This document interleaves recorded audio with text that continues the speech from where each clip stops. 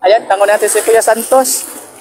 Kuya, ay, unsa may maghanap sa usa ka kandidato nga ano man siya may gipili nga ano dapat man siya muingkod diha. Kuan kuya. Kuan sila responsible sila sa isagi ang nanidaga doon na mabuhat ni tanan ng mga platform magitan consulting, tanan mabuhat ni sa ang gid kung baga dai sa mujagan sila dapat dai sa maklaro na nagihimo ba diri sa unsa ito. So in short, di lang siya kung lawe-lawe lang, dapat may action po siya. So tanan yang gisaad, tumanong giniya. Pag puro salita, sa gawa. Basta papugi points o paganda points lang dahil election, pero pagka nakaupo na, nakalimot na, no?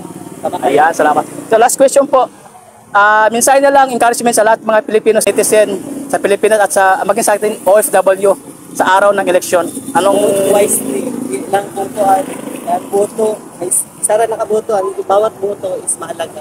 Vote wise. Ayan, salamat Kuya Santos. Si Kuya Santos po, yan, salamat. Ayan, salamat.